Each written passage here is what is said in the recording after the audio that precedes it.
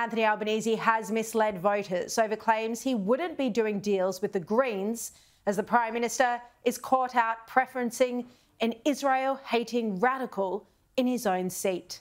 The Greens candidate in Albanese's seat of Grayndler, Hannah Thomas, describes herself as an immigrant, lawyer, writer and activist currently renting on stolen, unceded Gadigal land in Newtown.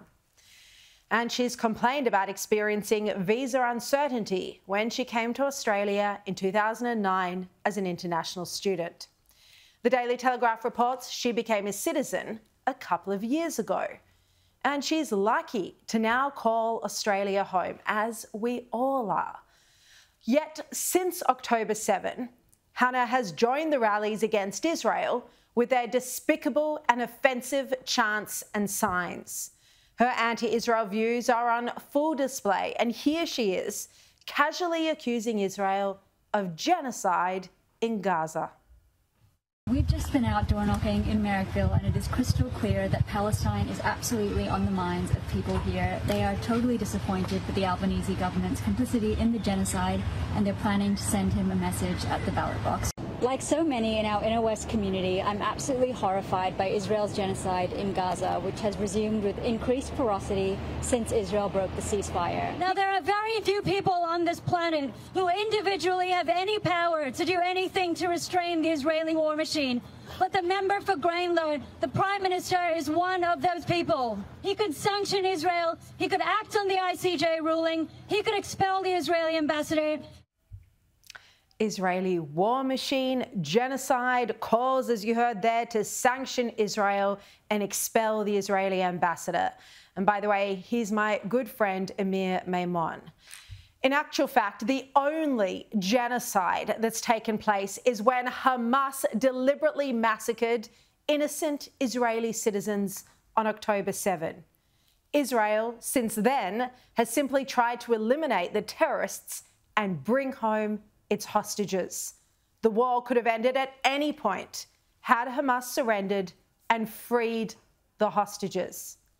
Yet, I haven't heard Hannah or any of the Greens running at any point speak about the barbaric slaughter of innocent Israelis on October 7 or call for Hamas to return the innocent hostages. So, this is the Greens candidate. Albanese is asking voters to preference after they vote for him. She's number 2 on his how to vote card. It's utterly outrageous. And yet, the Prime Minister claims he has no idea who he's giving his preferences to, and he even attacked the Australian newspaper for daring to ask him about it. I wouldn't have been able to tell you if you'd have asked me who the candidate was. Last time out in this seat, I went on primaries. That's the way the system works. I don't intend to promote the name or the candidate of the Greens Party candidate, and I'm surprised that the Australian are determined to promote them. Seriously, turning that legitimate public interest question into a criticism of the Australian is unbecoming. And his answer that he knows nothing about it is unbelievable. It defies credibility. Now, Albanese is heavily involved in the particulars of politics. He's got very little interest in actual policy that is to do with the future direction of our nation, but he's obsessed with party politics. And he would categorically, 100%, absolutely know who he's giving his preferences to. He can't legitimately feign ignorance. Remember, this is the man who strongly criticised the Greens for spreading misinformation on Israel's war against Hamas, and he claimed that the Greens' messaging was dangerous and inflammatory. They seek in a divisive way to raise these issues in order to then weaponise them and cause division in the Australian community. Yep, he was right when he said that. And he's also claimed he wouldn't be negotiating with the Greens or doing preference deals with the Radical Party. He even made this commitment just last night. The Labor Party will fall over themselves to do a deal with the Greens. That's the reality. It's just you preference them. They preference an untruth put forward by Peter. It's not an untruth. So he's trying to distance himself from the Greens, but at the same time, he's directing his constituents to vote for them after putting him as number one. His words just last night are disingenuous. How can anyone believe him that he won't buddy up and co-govern with the Greens in the case of a hung parliament, which is likely? The Executive Council of Australian Jury co-chief Alex Rivchen told The Australian that he found Albanese's second vote preference of this Green candidate. He said it was profoundly disturbing. He said when the Prime Minister approves any sort of deal with such a party and tells voters in his seat to put the candidate second, it tells the country that the Greens are legitimate and one can do deals with political extremists. And that is what they are. And Rivchen said Albanese should be excoriating them for libelling the Jewish community, not uplifting and rewarding them.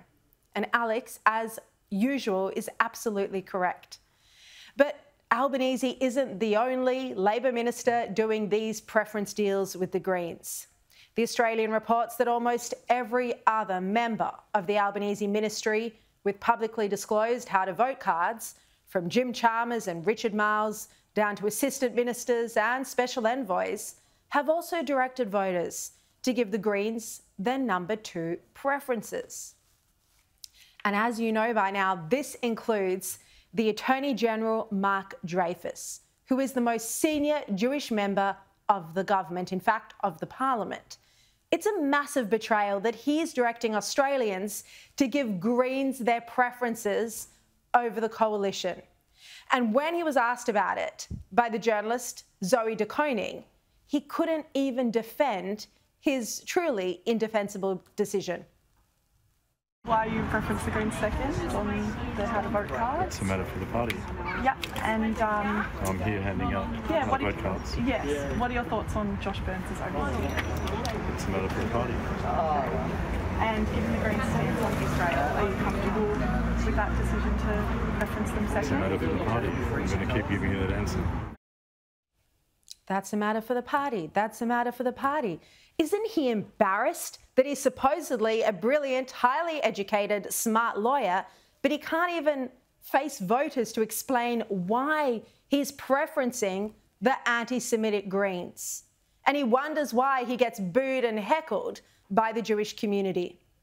Now, you compare Dreyfus to Josh Burns, another Labor MP, but one who had the integrity and courage to stand up to Albanese and the Labor Party and insist that he wouldn't be preferencing the Greens. And he may lose his seat, by the way, to the Greens. And when I wanted to speak to Josh Burns about this on air, the Labor Party made him cancel his appearance. And Albanese also blocked him from taking questions at a press conference. What do you think of Mark Dreyfus preferencing the Greens second? Thanks, mate. As you've left your ticket open? Thanks, mate. Yep, this is a duplicitous Prime Minister who knows just how dangerous the Greens are. He's said so publicly, yet he's happy to do deals with the rancid party for political expediency. And you can bet that despite insisting he won't govern alongside Adam Bandt, he'll do exactly that in order to stay in power, to stay Prime Minister. This is exactly what Julia Gillard did when there was a hung parliament in 2010. Now, Johannes Lee captured this sentiment perfectly in his cartoon where he has Albanese shopping in spotlight beside Adam Bandt, who says, "We're looking for the drapery department, please." As they say, Bandt is already measuring the curtains in the lodge. And Australians know that this is true because Bandt has made it plainly clear that his demands include recognition of a state of Palestine and scrapping negative gearing and capital gains tax in the case of a hung parliament. And Penny Wong would be only too happy to make Bandt's wishes come true when it comes to recognition. And I'm already hearing that she's considering a greater diplomatic presence, perhaps even a formal Australian consulate in the Palestinian territories. And this would be the radical Green left government that you can expect if Albanese wins a week on Saturday.